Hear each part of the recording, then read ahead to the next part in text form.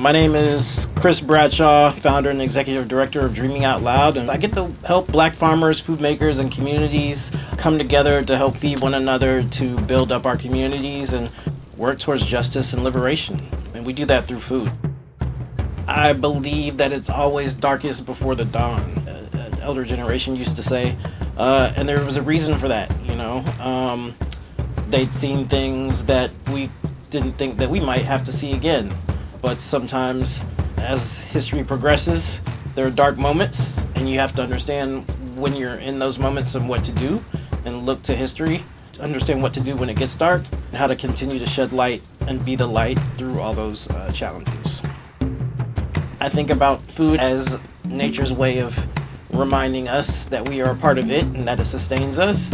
And I think about my grandmother's backyard as a place of me experiencing nature. From Morristown, Tennessee, which is near the kind of the foothills of the Smoky Mountains, we had all sorts of animals in the backyard, deer, bats, birds, squirrels, all sorts of things, right? But also in that same backyard, we had pecans, we had walnuts, we had peaches, plums, a pear tree, these wild cherries that they used to make cherry wine out of. There would be poke in the backyard. There was mint. So we'd have some sweet tea with mint from the backyard. Poke salad, which you got to be careful with. My uncle used to also hobby farm an acre across the street from my grandmother's house. So nature was always around us. There was, a patch of woods behind there that we used to run through. We built a tree house. So there was always play in nature, but there was also sustenance in nature. So we were always taught to appreciate it, and the way that nature and food in particular could bring community together. My uncle hobby farming that acre across the street after his factory job would have an opportunity to check in with neighbors and friends who would stop and talk about politics, the kids, the football game, whatever it was. And then once they were done talking, he would bag up in a brown bag some groceries for him, some produce that we'd grown, running around the squash mounds and helping plant things. I still have pictures of some of that stuff. And people would take it home. So, those are the things that I think about from my upbringing in the South, in the country, in Appalachia, that come into D.C. You have Appalachian Southern folks. A lot of people's grandparents are from North Carolina and other parts of the South. And so some of those experiences had become disconnects. And so the spaces that we work to curate now as an adult really helps to weave some of those through lines from not just my life, but the experiences and the lives of our community members and our team members who are also from the community. So nature is central to that. The farm at Kelly Miller, a farm at Fort Stanton Urban Farm, are both places where nature thrives. We have native plant species, so pollinators can come, bees and butterflies and all sorts of other insects.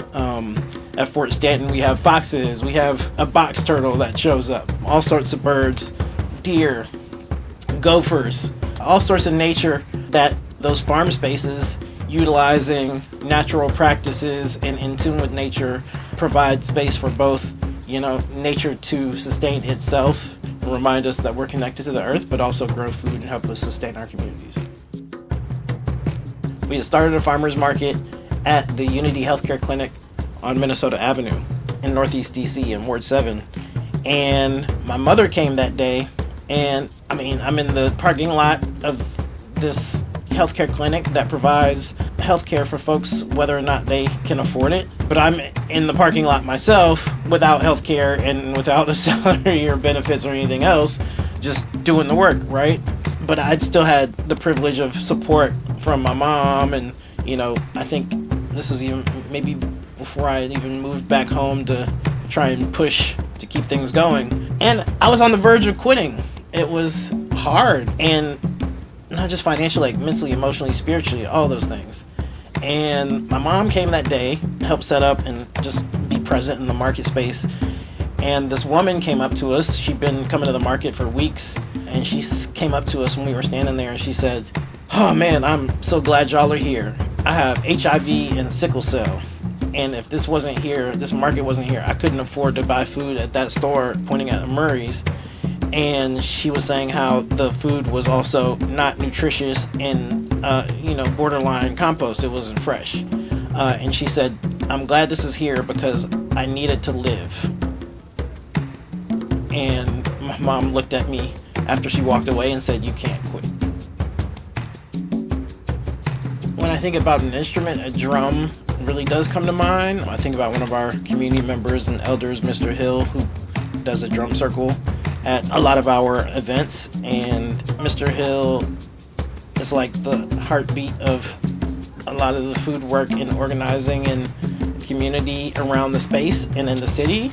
And so, I think about drums as heartbeats, especially as African peoples, the drum is a collective heartbeat that's spread around the world. And so thinking about it that way, the drum is powerful in our work and in the way that the work should feel. It sets the pace, sets the rhythm.